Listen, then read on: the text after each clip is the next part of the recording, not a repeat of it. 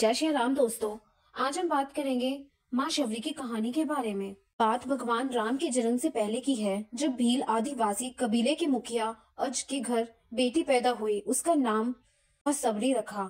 शबरी की माँ इंदुमती उसे खूब प्यार करती थी।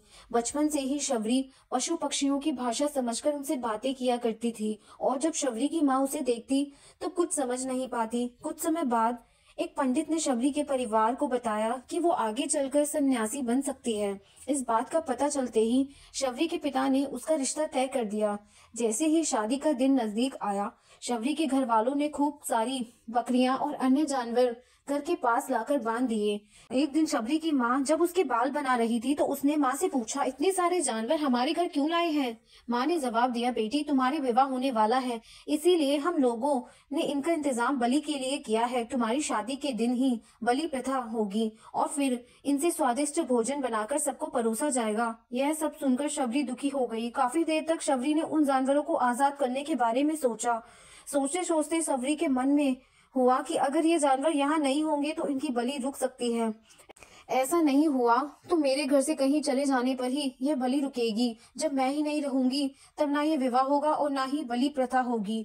इससे मासूम जानवर बच जाएंगे। इसी सोच के साथ जानवरों को रखी गई जगह पर शबरी पहुंची। उसने सोचा कि उन्हें खोल देती हूँ, लेकिन वो ऐसा नहीं कर पाई। उसके बाद शबरी जंगल की तरफ भागने लगी। भागते भागते शबरी ऋषिमुख पर्वत पहुंच गई। वहाँ करीब 10,000 ऋषि रहा करते थे। शबरी को लगा कि वो इसी जंगल में किसी तरह ऋषि मुनि की सेवा करके अपना जीवन जी लेगी। वो चुपचाप उसी जंगल में एक हिस्से में किसी तरह से रहने लगी। शबरी रोजाना ऋषि मुनियों की झोपड़ी के आगे झाड़ू लगाती और हवन के लिए लकड़ियां भी लाकर रख देती। ऋषि मुनियों को समझ नहीं आ रहा था कि जंगल में उनके काम अपने आप कैसे हो रहे हैं। एक दिन शबरी को किसी ऋषि ने देख लिया। उसे देखते ही उसका परिचय पूछा। जब ही शबरी ने बताया कि वो भील आदिवासी परिवार से संबंध रखती है तो उसे ऋषियों ने खूब डांट लगाई। शबरी को इस बात का बिल्कुल भी पता नहीं था कि उसकी जाति छोटी है और उसे ऋषियों द्वारा जाति की वजह से अपमान सहना पड़ेगा। इतना सब होने के बाद भी शबरी हर ऋषि मुनि के दरवाजे पहुंचती और उनके आंगन में झाड़ू लगाकर उनसे गुरु दीक्षा देने के लिए कहती। हर कोई शबरी को उसकी जाति की वजह से अपने आश्रम से भगा देता था।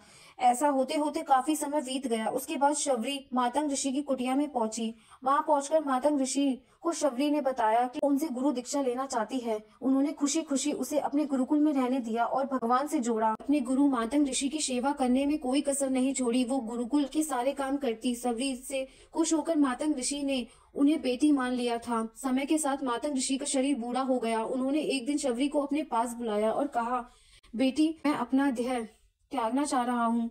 बहुत साल हो गए हैं इस शरीर में रहते रहते। शबरी ने दुख मन से कहा, आपके ही सहारे मैं इस जंगल में रह पाई हूँ। आप ही चले जाओगे तो मैं कैसे जी पाऊंगी? आप अपने संग मुझे भी ले जाइए, मैं भी देह त्यागूंगी। मातंग ऋषि ने जवाब दिया, बेटी तुम्हें चिंता करने की जरूरत नहीं है। राम तुम्हारी चिंता करेंगे और ध्यान भी रखेंगे। शबरी ने राम का नाम सुनने के बाद पूछा, वो कौन है और उन्हें मैं किस तरह ढूंढूंगी? मातंग ऋषि ने बताया, राम कोई और नहीं भगवान है। वो तुम्हें सारे अच्छे कर्मों का फल देंगे। वो एक दिन खुद तुम्हें खोजते खोजते इस कुटिया की में आएंगे और तुम्हें उनके हाथों ही मोक्ष मिलेगी। तब तक तुम इसी आश्रम में रहो। इतना कहते ही मातंग ऋषि ने अपना शरीर त्याग दिया। शबरी के मन में मातंग ऋषि के जाने के बाद से एक ही बात थी कि भगवान राम स्वयं उनसे मिलने आएंगे।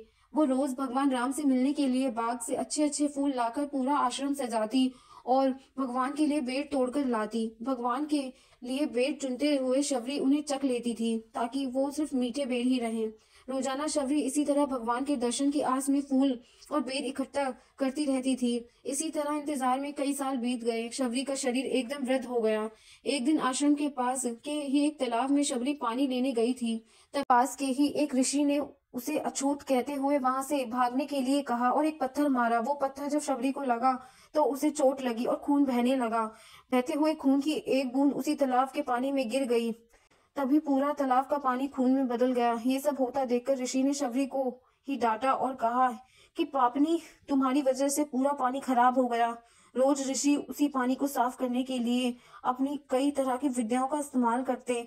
कई सारे जतन करने के बाद भी कुछ नहीं हुआ। फिर उन्होंने गंगा जैसी कई पवित्र नदियों का जल उस तालाब में डाला, फिर भी तालाब का पानी साफ नहीं हो पाया और वो कई सालों तक तालाब के पानी को साफ करने की कोशिश के बाद भी कुछ काम नहीं आया तो ऋषि ने थककर सब कुछ छोड़ दिया।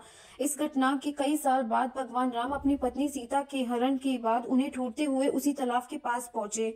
ऋषि मुनियों ने उन्हें पहचान लिया। भगवान को वहां देखकर ऋषियों ने तालाब का पानी साफ करने के लिए कहा। भगवान को अपने पैर उसमें डालने के लिए कहा, लेकिन पानी जैसे का तैसा ही था। ऋषि मुनियों ने भगवान से भी कई अन्य जतन करवाए, लेकिन वो पानी तस खून जैसा ही रहा। तब भगवान ने ऋषियों से पानी के रक्त में बदलने की कहानी पूछी। तब ऋषि ने शबरी को पत्थर मारने वाली सारी बात बता दी।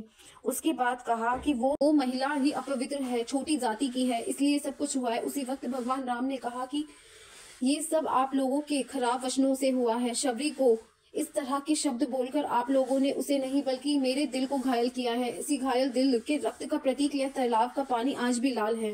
भगवान राम बोले, कहा है वो माई, मैं उनसे मिलना चाहता हूँ। तब तक शबरी उस तालाब के पास पहुंच जाती है। इस दौरान शबरी के पैरों को ठोकर लगती है और कुछ धूल उस तालाब में गिर जाती है। तभी सारा पानी साफ हो जाता है। भगवान सबसे कहते हैं कि देखिए, आप लोगों ने क्या कुछ नहीं किया, लेकिन पानी साफ नहीं हुआ। अब सिर्फ इनके पैरों की थोड़ी सी धूल ने ही इस तालाब के पानी को साफ कर दिया। भगवान राम को शबरी पहचान चुकी थी। उन्हें प्रणाम करके शबरी ने कहा, भगवान आप मेरे साथ कुटिया में चलिए। भगवान भी खुशी खुशी शबरी के साथ चल पड़े। फूलों से शबरी ने भगवान राम का स्वागत किया। वो सीधे बेर तोड़ने के लिए भाग गई और चक्कर उनके लिए बेर लेकर आई। उन्होंने बड़े ही प्यार से भगवान राम और उनके भाई लक्ष्मण को बेर दिए। भगवान राम ने भी उतने ही प्यार से उन बेरों को खाना शुरू किया। तभी बेर देखकर मुंह बनाते हुए लक्ष्मण ने कहा, भैया ये बेर झूठे हैं, इन्हें आप कैसे खा सकते हैं? भगवान ने जवाब दिया, लक्ष्मण ये झूठे नहीं बल्कि बहुत मीठे हैं। शबरी माई हम सबके लिए ये बहुत प्यार से तोड़कर लाई हैं। इतना कह भगवान ने जाते हुए शबरी माई से कहा, आप मुझसे जो चाहें वो मांग सकती हैं। शबरी ने उन्हें कहा, मातंग ऋषि के कहने पर मैं आज तक सिर्फ आपके दर्शन के लिए जी रही थी।